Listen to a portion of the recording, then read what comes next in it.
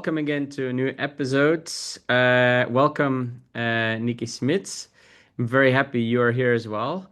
So, as a cancer survivor, you go through a host of many different emotions, and it's very important to, reflect on that and do something with these emotions. It's especially as men, I think it's a huge challenge. And as we discussed before in the other episodes, it's a massive challenge for a whole population of upcoming cancer survivors as well. So it's an increasing urgent task to find out how to deal with emotions and how to, live with these emotions. And one of the amazing things that I found out is that you can get a lot of energy from and inspiration from arts. And I have done that myself through writing a book, through playing music, through going to different musea, all kinds of art forms really inspires me. And through a shared colleague, I met Niki Smit, who is a fantastic creative person. So I'm very interested to talk to about this topic to Niki and as a professional and as a person to hear his thoughts on this.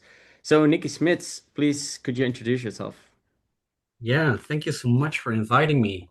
So, I am I call myself a designer of play. I come from a half theater and half game design background, but I don't make the normal video games that you would imagine on Nintendo or PlayStation. But my brush as an artist is human behavior. So I am super interested in making these open-ended experiences that are about the player themselves. So my experiences, my interactive works are not about following a story or achieving goals or winning or losing, but it's always these experiences that reconnect you to your own emotional state, your own body, your own sense of expression. So, for example, in the past, I've made these physical installations where you, for example, remix music together with other people by using like music as physical building blocks, that you're building something together with these brightly colored blocks, or painting with light. More recently, I've gotten into VR, virtual reality, because I'm fascinated by the fact that through VR, you can address the whole human body. So not only the eyes and the empathy, but literally all of us. And I make experience for the whole human. So more recently, I've been, for example, making a virtual virtual reality experience that you control through deep belly breathing. So it's a meditation game, but the act of playing the game is literally the act of meditating. So by deep breathing in and deep breathing out, you propel yourself through a fantasy underwater world. And Okay. I've been most recently been making together with my co-director Sarah Tico, I've been making the experience Soul Paint, which we will talk about more later. Yes. So yeah, you immediately dive into this fantastic projects, which are very interesting. But I am a philosopher, and I like to set the ground first and the boundaries. So Mm. let's set the scene a little bit. What are human emotions? What's your view on this? And why do you want to tackle that with your in your work with many different creative forms?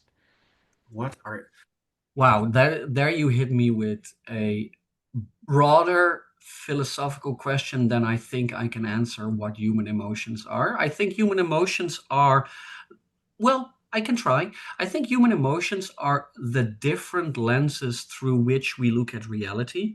Reality can be super neutral, you can walk into a room and on its own, that's just a room. But depending on your emotions with which you walk into that room, that can be a depressive place or a motivating place, or etc. etc.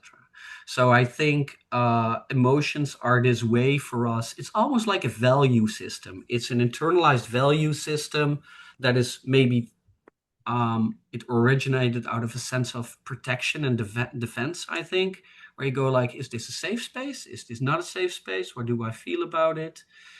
So yeah, I think emotions are our lenses on reality. Great. And I immediately like the fact that you use this example of walking into a room and the emotions. So it's not necessarily human to human, it's like everything around us can trigger emotions, which is also interesting from a cancer survivor point of view because a lot of hidden emotions are linked to places, memories, smells, feeling, touching, pain, all like intangible things. And that's a huge topic, right? So Yeah. that's maybe a segue also to you. Like, why do you use art and artistic things, and would I call this like artistic projects? Yeah. So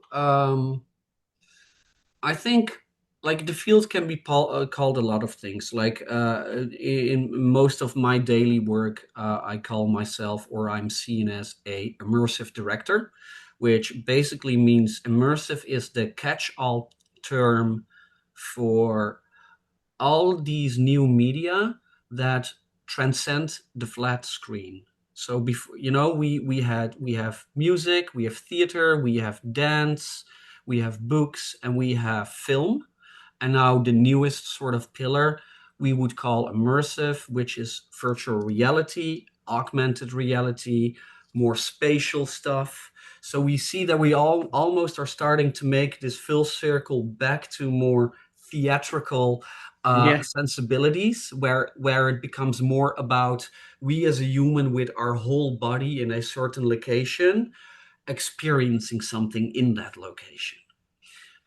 So yeah, that's the field of immersive, which is informed by theater informed by film, informed most dominantly, I think, by game design rules, interaction, because most of it is made in game engines where you can make interactive experiences, but it's not video games because video games are their own medium. They're on a flat screen. They have their own language. They're about winning and losing or getting this beautiful interactive story.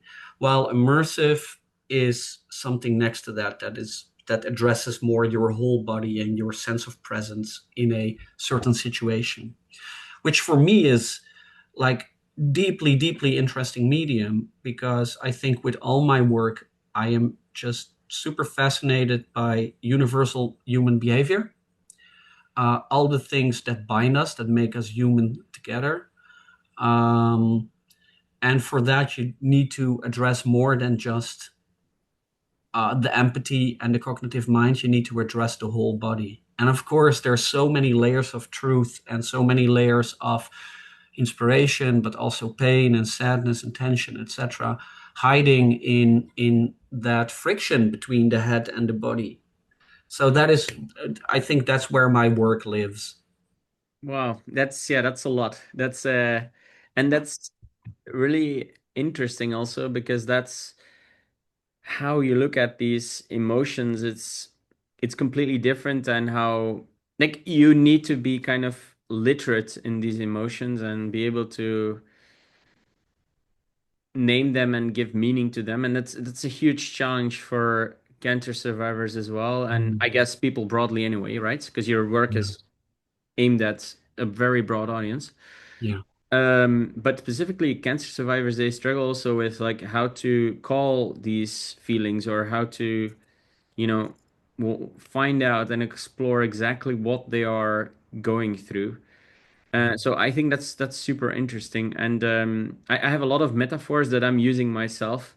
But maybe before we dive in this, maybe you can tell a bit more about how you look at some of these emotions in your projects. Maybe you can give an example to people. I don't know. yeah. Yeah, if you have a specific example, otherwise the one you were mentioning before about the diagram, the double awareness, or Oh, yeah, yeah. So before diving into Soul Paint, which is a project all about exploring your own emotions, yeah, let's look at this broader um, friction we as humans have with our own emotions, because there's of course a lot happening. We are very cognitive creatures. There's not only a lot happening in the conscious mind, but there's also of course a lot happening in the subconscious mind. We get stressed, get burnout without having control over it, that we get angry at ourselves, like, come on, you should be able to handle this. But Mm-hmm. no, your subconscious and your body say stop. We have, of course, trauma, which we find out more and more, also proven by science now, that lives not only in the head, but even more in the body. That's where the trauma hides and makes its home. Um, so we have this frictious relation as humans, I think, with our emotions, because um, it's hard for us to get control over them. And we as humans, we want control, but because we only feel safe when we're in control, which is ironic because I think uh, emotions, the core of emotions is, these sort of mental guardrails to keep us safe. But they sort of run amok sometimes, or we don't have a good feeling, we don't have a good grasp on them. And that's because I think that we forget, because we're so highly cognitive people, and we live in this world that's becoming more and more vocal. Everything is text and audio and conscious layers of explanation. But then a lot of our emotions are really hard, or sometimes even impossible to put into words. That is the tagline also of our project Soul Paint. Like, sometimes words are not enough. Mm-hmm. And that is, I think, that's where it gets hard. That once you run into these difficult situations in life, you're a cancer survivor, maybe a person around you is dying, maybe a person around you has a chronic illness that they will never recover from.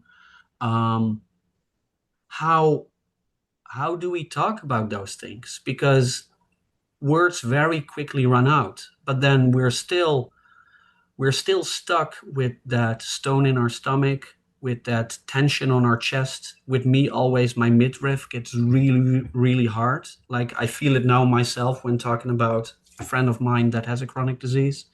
Mm-hmm. Um, you can get tingly in your arms. Mm-hmm. So we sometimes forget it because we're so much in our head, but a lot of that emotion is going on in the body, and we just miss it then. And then we go through life, totally clenched up, whatever. At a certain point, you get a burnout because your body is just tired of being so tense the whole time, but you weren't even noticing that your body was tense because you were in your head worrying. Um, so that is where we really need to talk about new ways to convey and map and share our emotions. And that is Yeah. where a lot of things come in, like ritual. That's where ritual comes in. That is where art comes in, um, etc., etc. Yeah. So, um, yeah, would that be a good jump into soul paint, or are there other things Yeah. you want to sort of? No, I mean, you want to talk about the backstory of the emotional diagram, or you want to go first into soul paint, or because I really liked the way how you talked about the diagram before. Yeah, yeah. So this is one. This is a little bit of a tangent, but it's interesting. I was talking earlier with my in preparation for this very podcast. I was talking with my co-director Sarah Tico, who is the wonderful, visionary, creative person that I met, that made Soul Paint with, and actually, you should also have a podcast with her because she trained as a death doula, and she gave me the tip, like, hey, look at let me see if I can find the link in a sec. Look at the dual process model of grief. And I looked at it, and we can't I can describe how the diagram looks because it's Yeah, quite simple. we can share it later in the Yeah, link. Mhm. yeah. So it's this, if you see it, you immediately understand it. It's a diagram that has like three pillars. One, the left pillar is called loss orientated. Then the middle pillar is called oscillation. I'll explain it in a moment. And the right pillar is called restoration oriented. And this is basically about um, acknowledging that if we talk about grief, we need to acknowledge that it is a tightrope because it is such a almost it is an unfair thing to go through because that grief, how heavy it feels, how desperate it feels, how all it can swallow you up. Um, you need to sit with that. You need to feel that and go through it. You can't push it away because then it will only get worse. But then the tightrope part, the balancing act, comes from if you stay in that, it will swallow you. Mm-hmm. So you're constantly oscillating between this one pillar, which is loss oriented, which is about feeling the grief, working through it, working through your grief, thinking about your grief, experiencing how the grief at um, unexpected moments pops up in your life, and just you're doing the groceries and suddenly there's this memory, and you know you're crying in the Yeah. Albertine. Yeah. um, but then you need to feel all those things. But if you stay with that, it will swallow you. So then you need to oscillate to the other side of the fence. And that in that oscillation period, that's about just keep swimming, just keep going, Mm. doing your daily things. Time will also have its positive impact. And then on the restoration side of things, that pillar on the right, that is the working to get over it pillar, sort of. That's or you will never get over it, but it's acclimatizing to this new reality. So it's Okay. Yeah. acclimatizing to the life changes that happened. Maybe your partner is now gone, your parent is now gone, even worse still, your child is now gone, Mm. engaging Or with new you things. or Yeah, you have maybe gone through, because I really recognize this process emotionally, is I think when you're a cancer survivor, you lose so much of your own life and body and way of living that you probably don't even realize, but after a while you're like subconsciously going through a grief process. So yeah, it's very complex. Yeah. But yeah, just a sidebar, just to yeah. yeah, yeah. I think it's also, I think what we forget is that a grief process is not necessarily only about losing a person. Hmm. It can also be grieving for a loss of autonomy. That, Yeah. again, coming back to other situations that I'm at the moment close with, uh, you can be grieving before your own lost life if you become bedbound due to a chronic disease. You will never go outside again. You will never have a beer with your friends. You never go to the cinema again. Hmm. How do you? That is just the same. It is this deep loss that that basically all your sense of security and how life worked is suddenly upended, and there's this deep loss of something that used to be there, either a sense of autonomy or a person that gave you strength. Um, so yeah, so it's about those things where we basically our emotions don't get it anymore, and they go haywire because they're like, alarm, alarm, things are not how they supposed to be. Hmm. So they scream in every direction, and you get angry and you get sad and you do the bargaining and you do the etc. And in that maelstrom of emotions, we need to find uh, enough strength and autonomy to move on. We need to find a new normal. Uh, we need to find maybe a regained sense of justice in the world. Like, Hmm. maybe something happened that was so unfair that you're like, this can't happen. I don't agree with this life. Hmm. So how do you, if something so heavy happened that you're like, life shouldn't be like this couldn't happen, this shouldn't happen, how do you go on after that? That is also a form of grief, right? Yeah.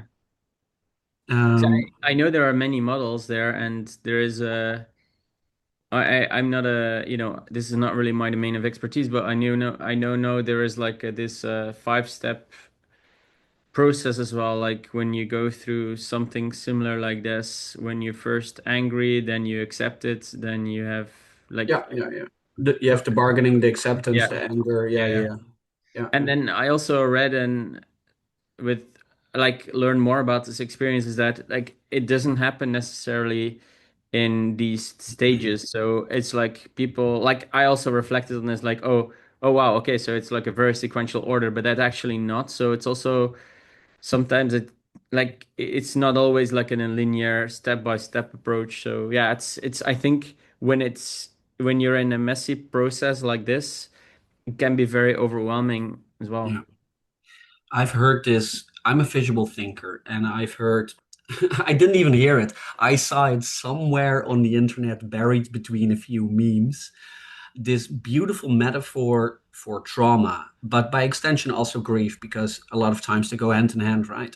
Mhm. Um, it's the anecdote is about imagine your trauma, but I think it could just as well be grief, as a little marble in a little closed wooden box. And every time that the marble can roll around in that little box, and every time that the marble hits one of the sides, you feel the grief, you feel the trauma, you feel the anger, you have an anxiety attack. Then that moment of contact is bum. I feel the marble.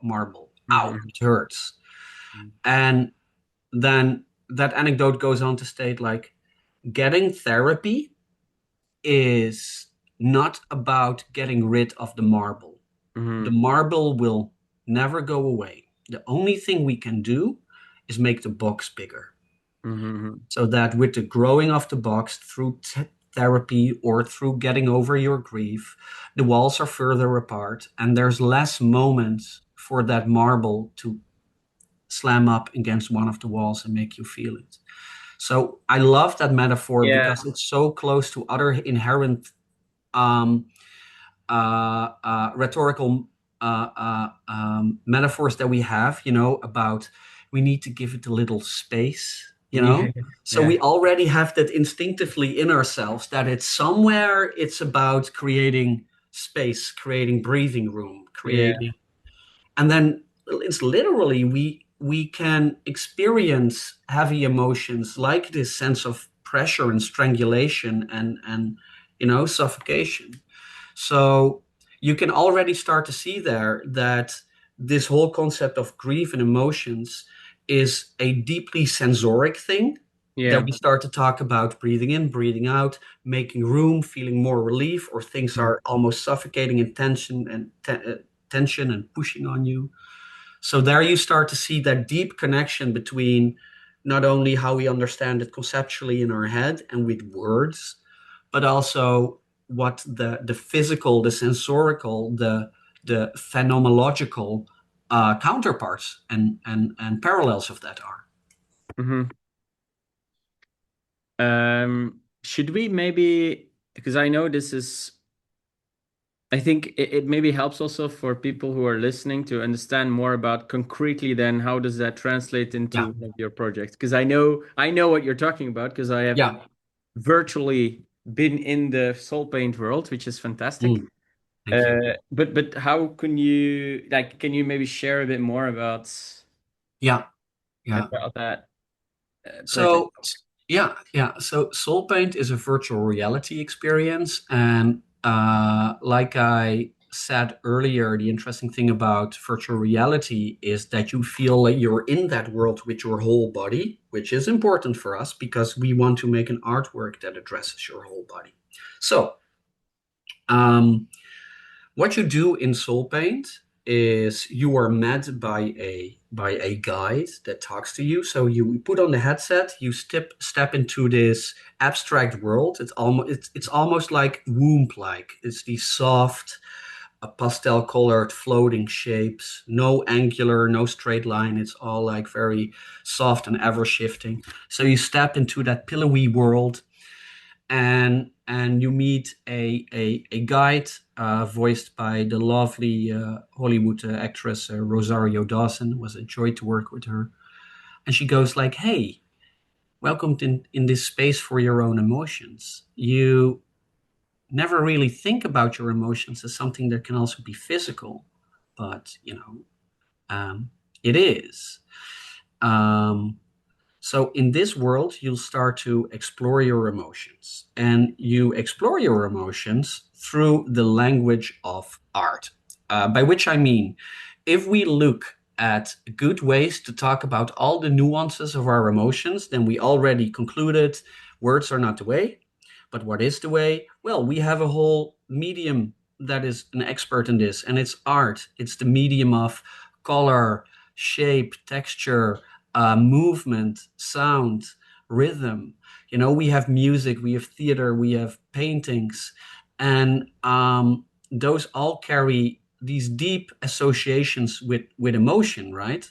And I mean, what I'm saying can sound kind of abstract, but how else do you explain um, uh, abstract artworks, like an abstract painting by Rothko, which is Mhm. basically just red on a canvas, a whole canvas and a whole red square.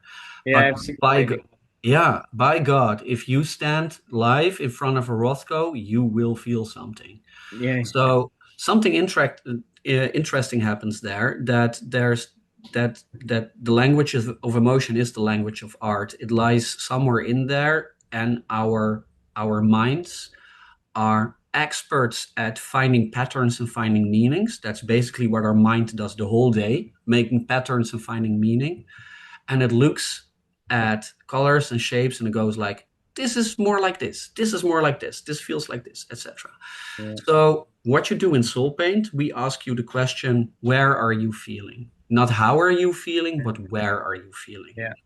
And we first give you a body in virtual reality. So we let you breathe while you're standing in front of a mirror in VR, but the mirror is empty because you don't have a body yet. And you Mhm. start breathing, and while you start breathing from your toes, a body starts to appear. So you're literally in VR, breathing yourself into existence. That is not your normal body. You don't look like yourself. You look like this smoky blue silhouette of a human, but you do understand, hey, this is me. And if you move, you see your body move. It's just you in that world. Mhm. And then we ask you to step through the mirror to see yourself as a reflection. So you step literally out of your body. By stepping through the mirror, you lose your body again and you can look at it like this outside thing, like, oh, this is you. And then we give you a brush and a palette, like literally in VR, you can hold it, you can walk around the representation of yourself. And the guide asks you the question, now think about an emotion that was really impactful for you. Maybe you want to feel how you, maybe you want to paint how you feel right now, or maybe you want to think back on an important moment. And now ask yourself the question, what color would that emotion have? And where in your body would you put it? Mhm. Would it be in your throat? Would it be in your chest? Would it be like really heavy or really light? Um, and then you are basically invited to take how long you want. You have a palette, you have a brush, you can take all these different textures and all these different brushes with effects, and you can start painting your emotions, but not with words, but like in a very instinctual way.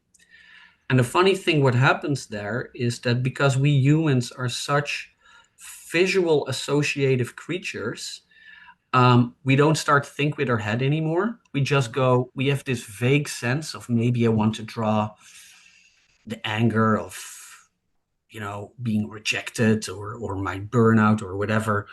And you start to draw it.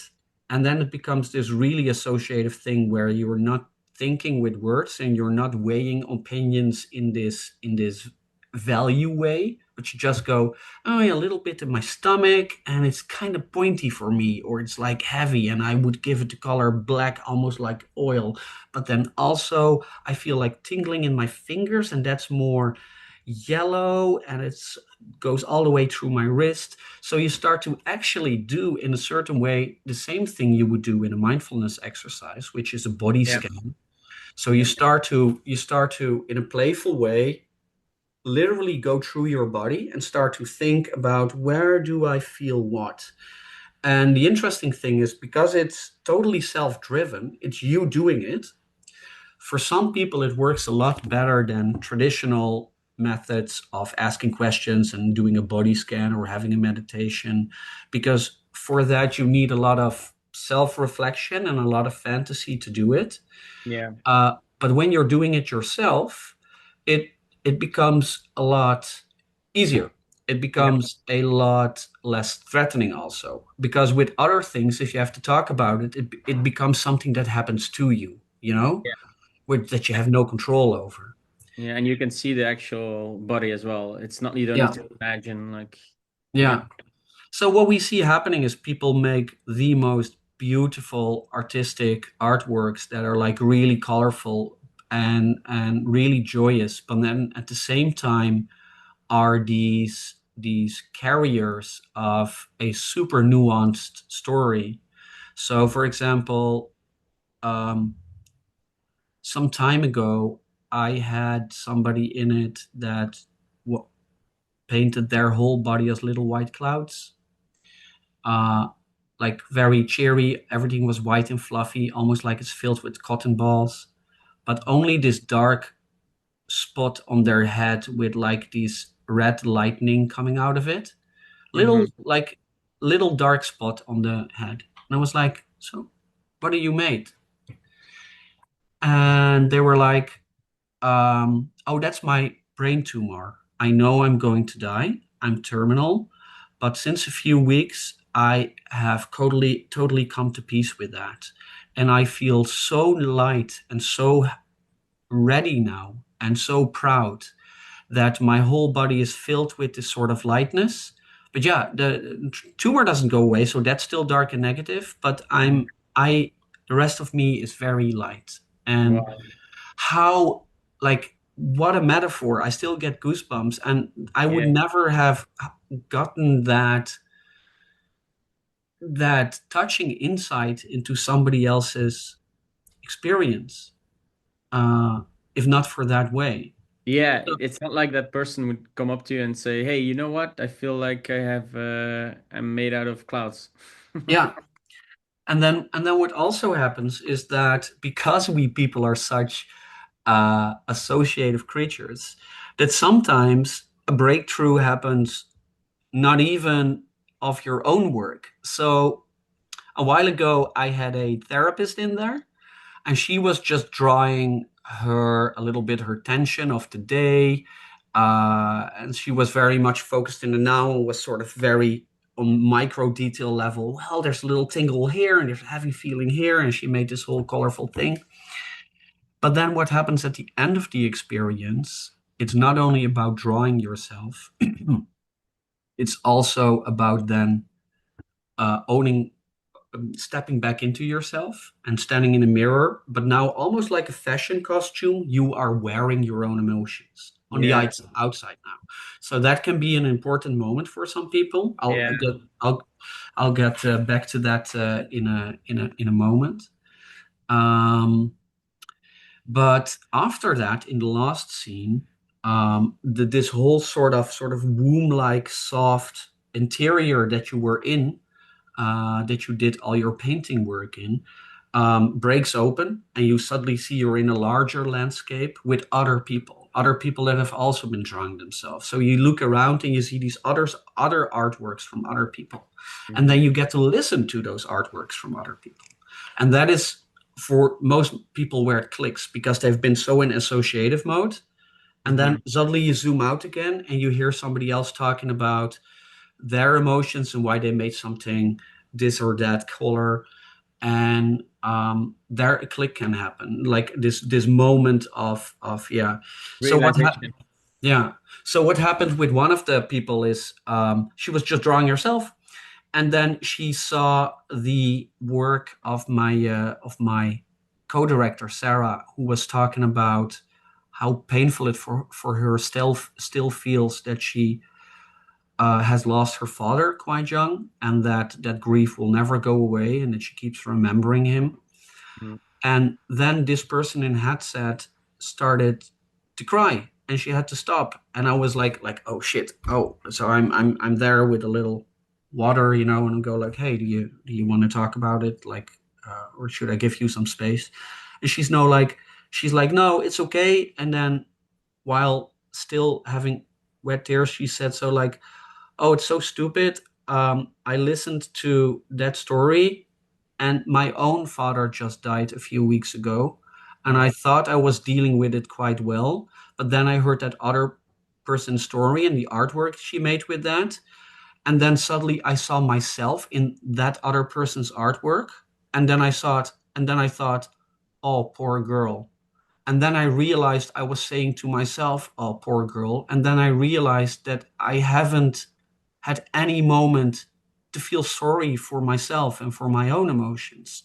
So she realized like weeks later, like that she was so busy with cognitively giving it all its place Yeah. that she never had this moment for herself to go like, oh, poor girl, have a hug. And suddenly she saw herself in somebody else because secretly we're all humans, man. Our emotions are not that different from each other.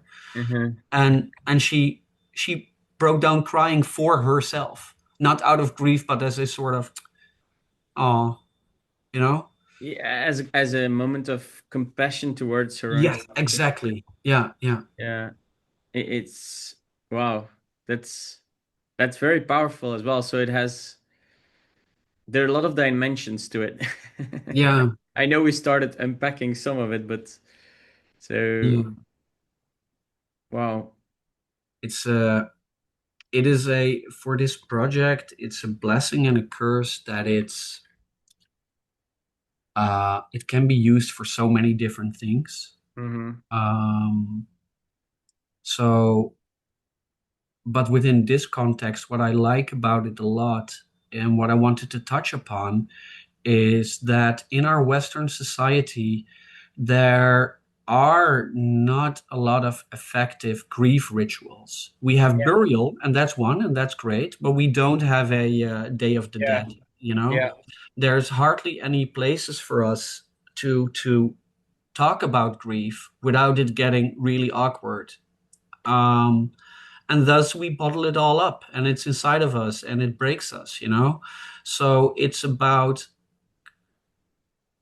what we're interested in and what we see and what was for Sarah, my co-director, also like a driving force to make this project is to create these safe spaces where we can talk about and explore and share our own emotions in a self-directed way, where we Yeah. can shape it ourselves and where it becomes this moment where we make space for it. Yeah. Um, and yeah, and that can, amongst other things, um, work well for grief because in a certain way it is almost a story we tell ourselves, right? It's about stories. We want to share stories about the person that's gone. We want to still we want to tell stories about what is left or what got left behind. um, and we need to have the moment to do that. I was I also completely agree with you that it's difficult first of all to realize that process and then to do something about this with like soul paint, that's amazing. But there are not a lot of moments in your life when you have that space or when you're actively engaging with that. I think it's part of the taboo also, which we talked about in the project with the others.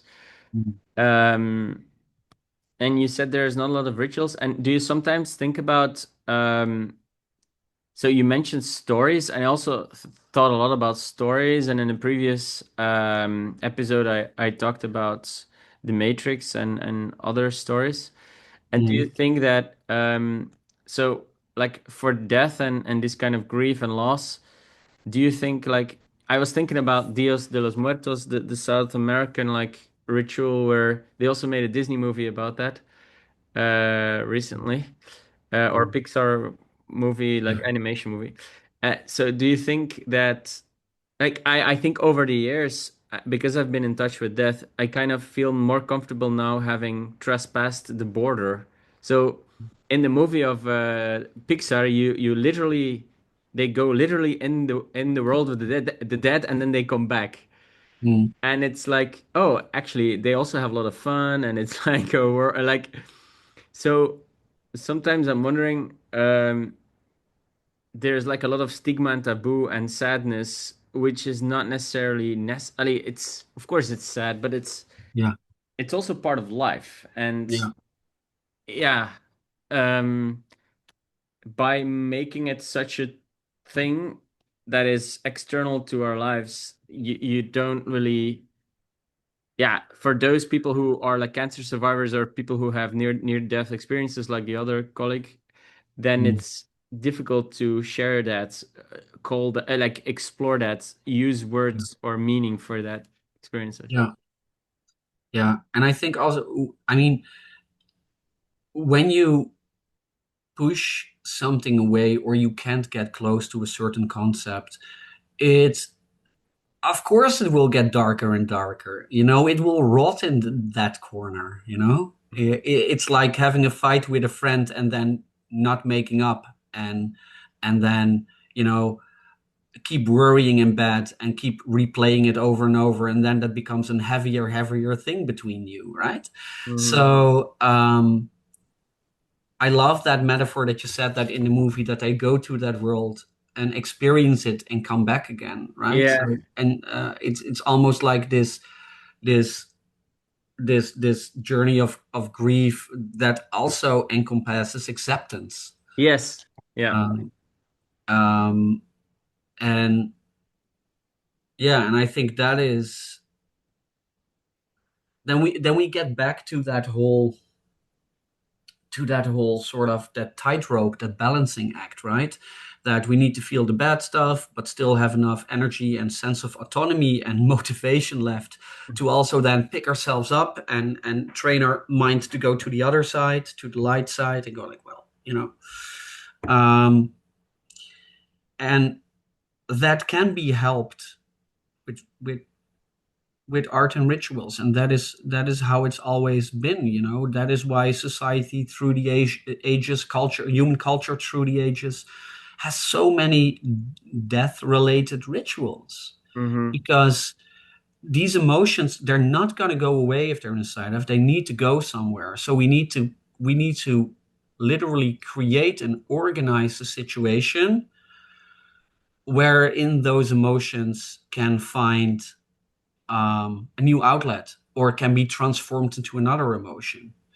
Um, and I think that's a deep problem with Western society, that there's a gaping hole of science there. No, not a hole. Let's call it a blanket.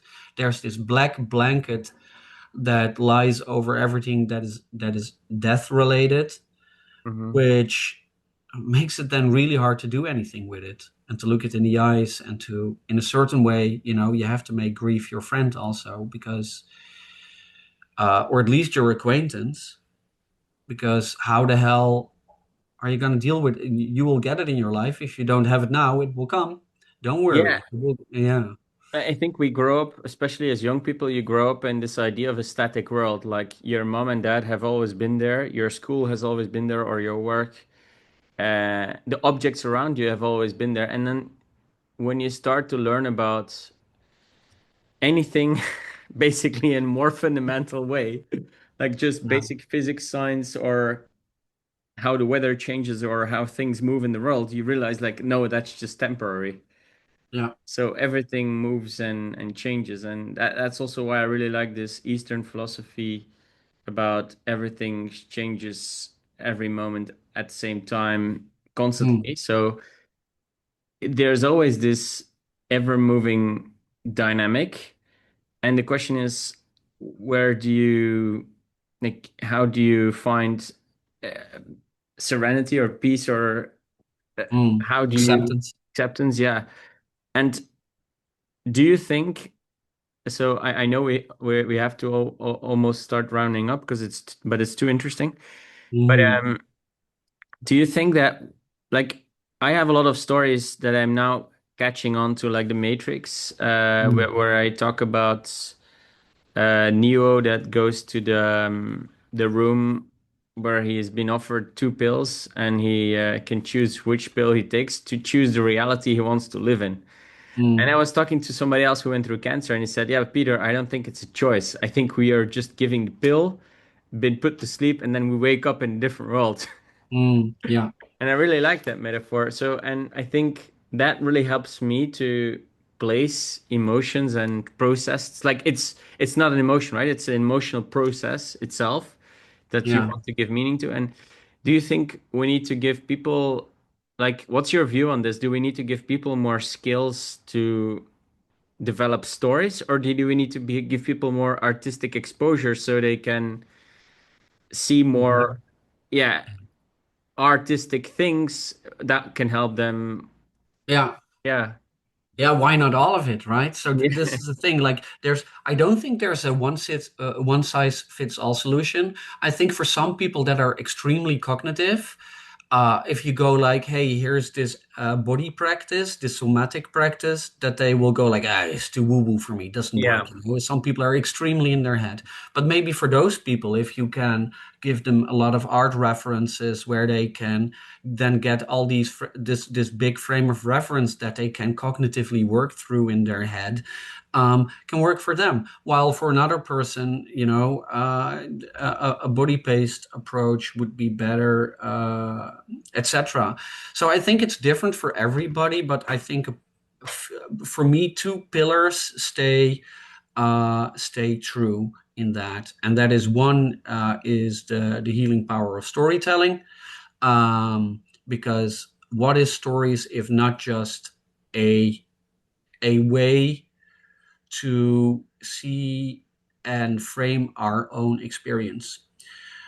Because we don't look at other people's stories just for entertainment, right? We look at other people's stories and then we use our empathy to transport ourselves into those situations. And then we go, how would I have handled it? How would, and Yeah. you know, that is why the hero's journey as a story structure is so, it keeps being reinvented through the ages and through Yeah. multiple cultures for the last 5,000 years or 2,000 Mhm. years, I don't know, 5,000 years, where it's basically literally also what you said about the Pixar movie, where it's this full circle where you start as a person, then you are thrust across the threshold, as it's called in the hero's journey. You go over this threshold into the adventure. So that can be follow the bunny, follow the white rabbit in the Matrix, or well, there's multiple examples, or it can be Or the bunny in the Alice in Wonderland. yeah, well, there's two bunnies. It can be Samwise Gamgee that stops in a field and says to Frodo in Lord of the Rings, "If I take one more step, I'll be the furthest away from home that I've ever been." That's good. It's these tangible moments where you Yeah. feel, or like that colleague described, for me, it wasn't a choice. I got thrust into this new world. But Yeah. you feel this transformation. You are across the threshold. You are now in a new situation. And then in that new situation, the hero of the story, but also we as humans in daily life, when we enter a new hostile situation, we learn new tools to give ourselves more agency, more autonomy, so we can become a master of that world, or at least become skilled enough that we can handle that world.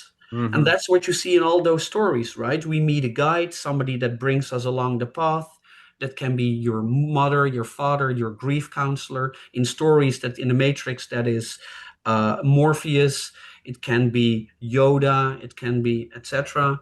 And then they learn you new skills and they show you a way forward. But then there's always the moment in a story, which is just as the same as in real life, where you need to realize that the big part you have to do it yourself. You Yeah. know, there is no spoon. You need to have the realization yourself and make the jump yourself. And then afterwards comes the catharsis of the movie. But also in real life, it can be that moment of, holy shit, I can do this. I have Hmm. some sense of autonomy. And it can be really small.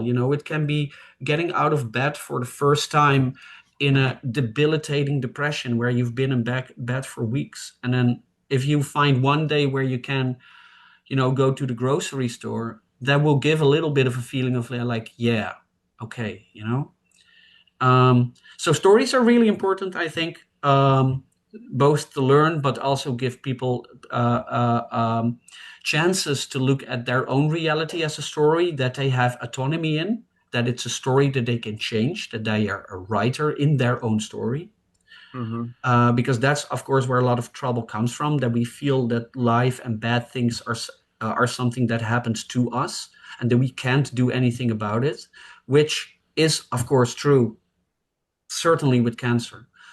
Um, but the way we handle it, if we get back to um, emotions as a lens on reality, that is where our resilience lies.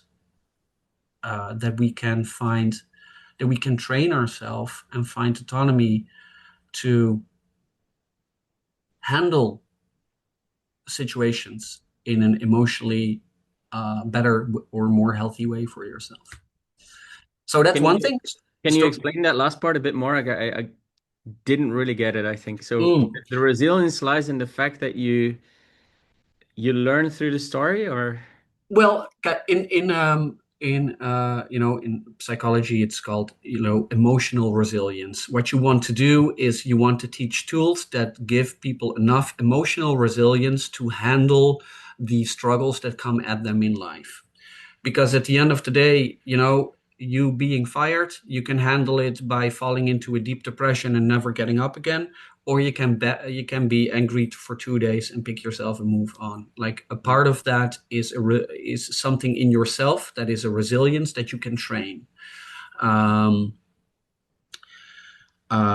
I want to be careful with that because, of course, there's this whole other situation where things just happen to you. We don't live in this manifesting world where you can think yourself healthy. It's no, just yeah. not. It's that's not true, and But that's what we are talking about is more the philosophical domain of like the Stoicism and all their philosophical traditions where you're training the minds to uh um respond better to emotions, right? So exactly. this Yeah. idea that you can't control the outside world, the only thing you can control is the way how you respond to your emotions. Yeah, exactly. Yeah, Yeah. thank you. That's what I was struggling to say. Yeah, and I think stories can help with that tremendously because they can create the room for you to either take other stories as comparison. That's what we do with when we're in the pub and we're complaining about our work.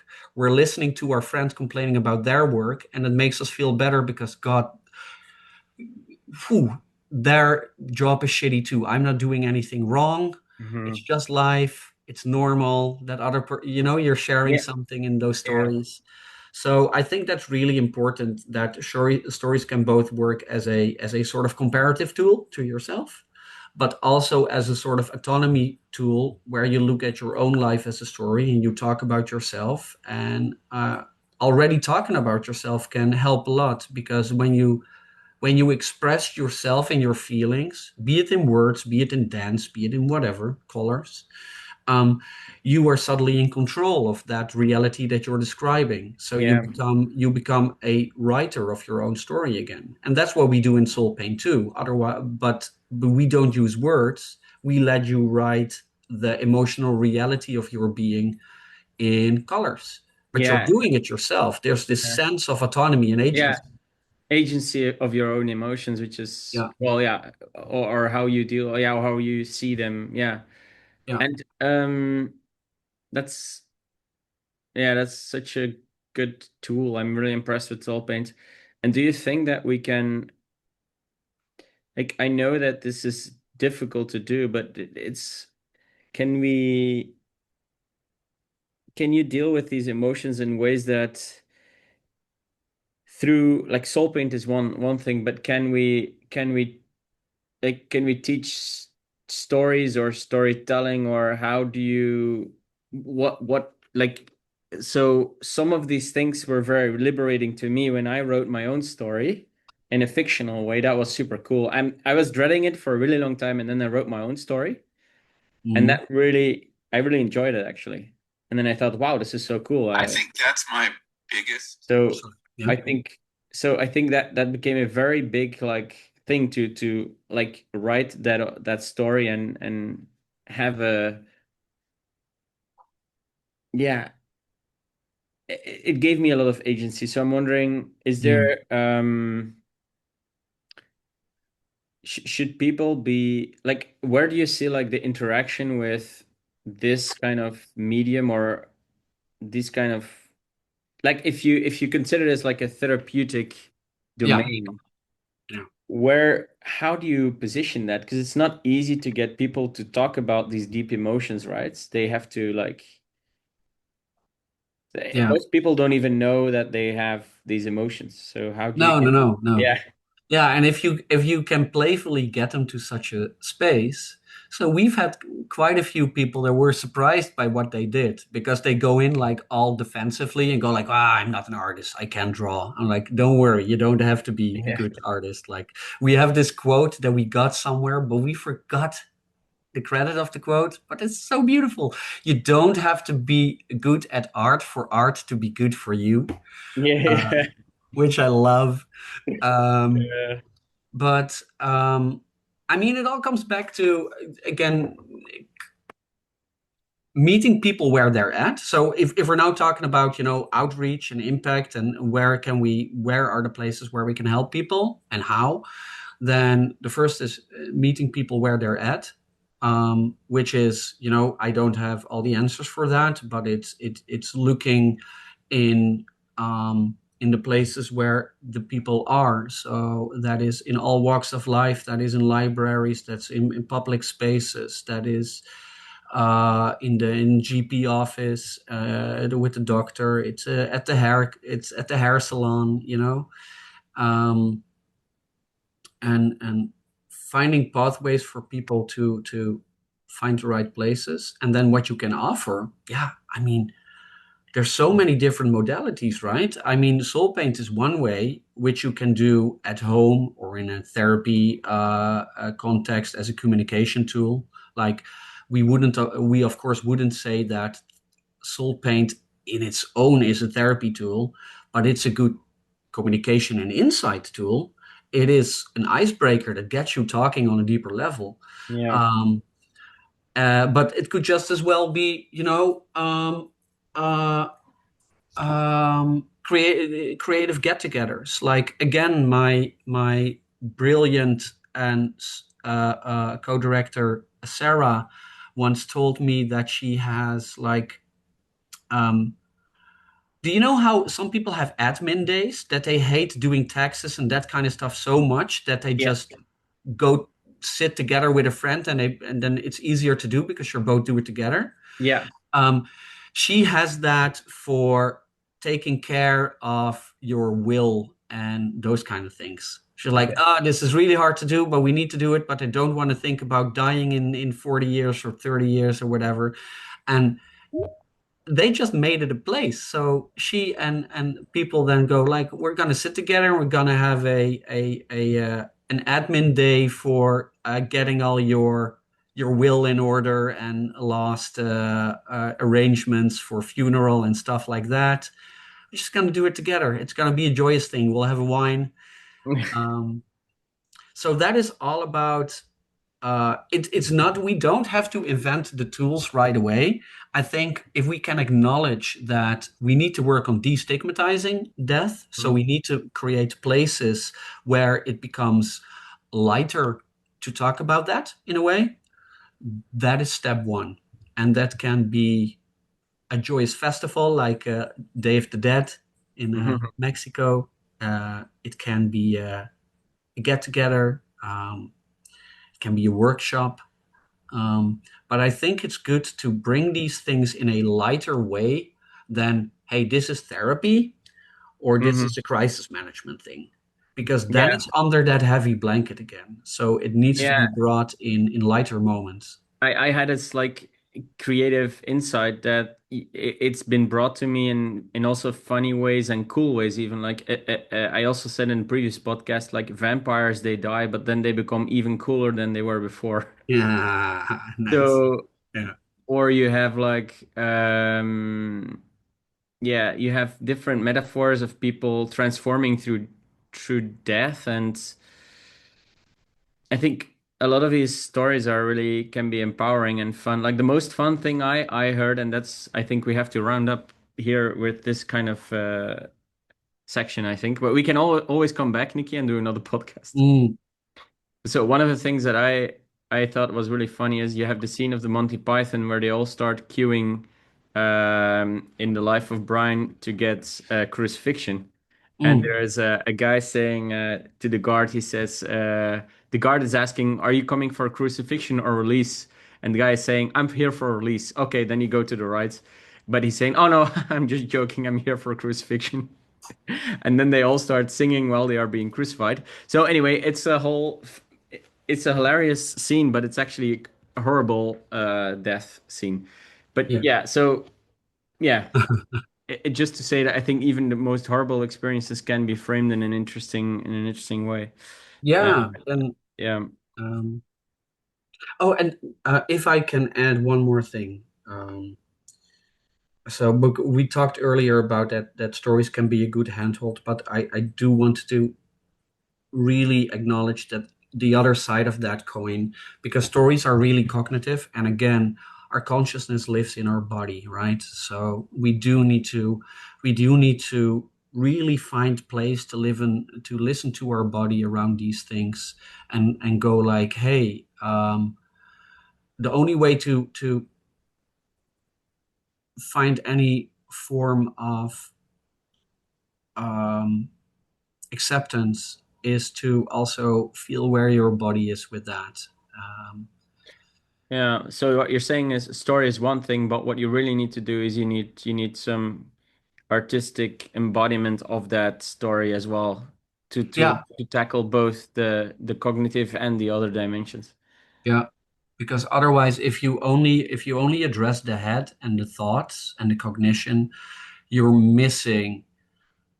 Yeah, I would want to say more than 60% of the story, Yeah. because so much is happening under the surface. Okay, I think that is the segue to a whole next Yeah. episode, I think. So we will talk soon, and it was great to talk, Nikki. Thank you so much.